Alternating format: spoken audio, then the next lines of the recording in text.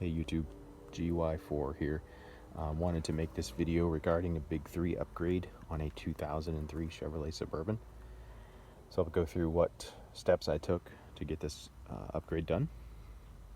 So first off, with the wire that I chose, I went with this Temco 2-aught wire that I bought off of eBay. I bought 9 feet of the wire and actually did not use all of the 9 feet, have about 3 feet left of it. Then I also bought the lugs on eBay as well, 2-aught lugs. And then I went over to Harbor Freight and got this hydraulic wire crimping tool. And that did an okay job with it. It was a little difficult to get the 2-aught wire and lug into the crimper, but I went ahead and used it comes with a 0-aught size, and so that actually worked better than the 2, so I used that and double crimped it. So with the upgrade, we'll start off with the negative side of things here. The negative wire coming off here, this wire goes down to the engine block, and if you are doing this upgrade, you probably know where that goes to. So that goes to the block. This second wire here, you can see it here, also comes to the negative cable. So two negative cables there.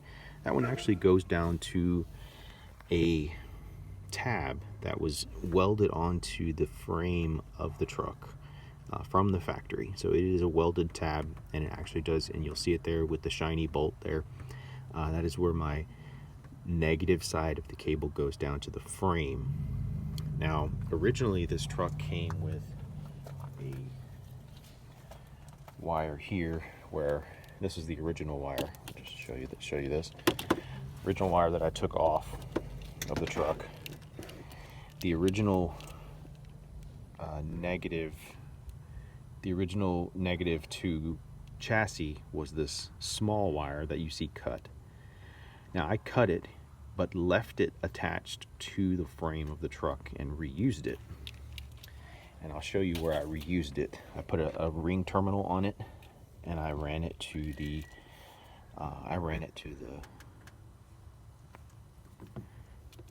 frame, not the frame, but the alternator bracket here. You see it with the blue lug, and I ran it to there. Now I wasn't satisfied with that. I wanted more grounding for the alternator. That's why I'm calling this Big 3, Big 4, because if you'll see here, right in the center of the screen, you'll see that purple wire. It's about a 12, maybe a 10 gauge wire. Put 2 ring terminals on it, and then I ran it I took a star bit and unfastened that bolt there that fastens my alternator together, and I put that through the ring terminal and ran that to this location here. Now I'm going to show you that we actually do get a circuitry there. We do get voltage there. So I've got my voltage meter on here, ran to the positive side of my battery, and when I touch that, there, I'll show you. Let's see if I can show that to you.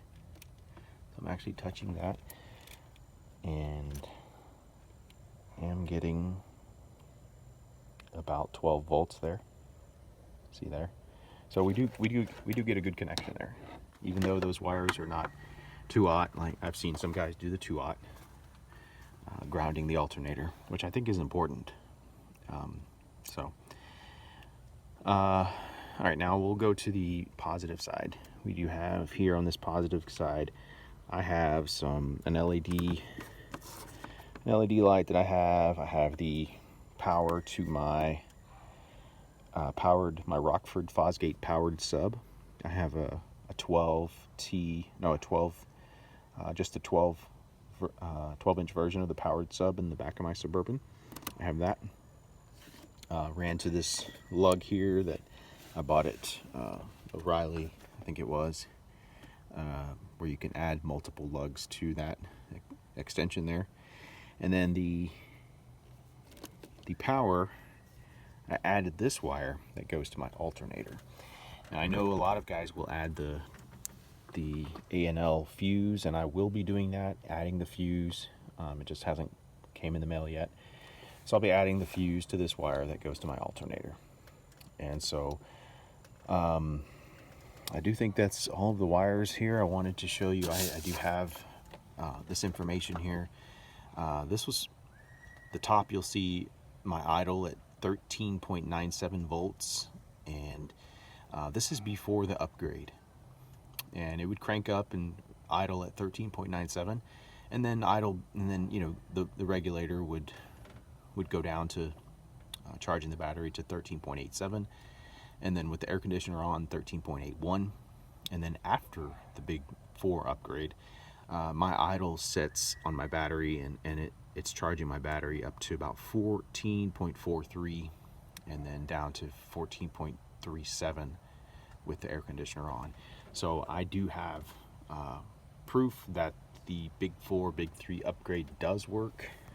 It is a good upgrade to your system, and I would recommend it. It wasn't too hard.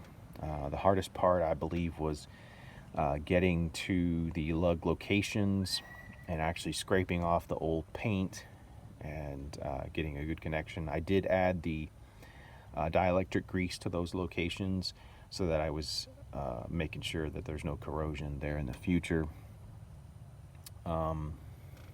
That's it, guys. Hope this helps anyone. If you do have any questions or comments, feel free to post them in the chat.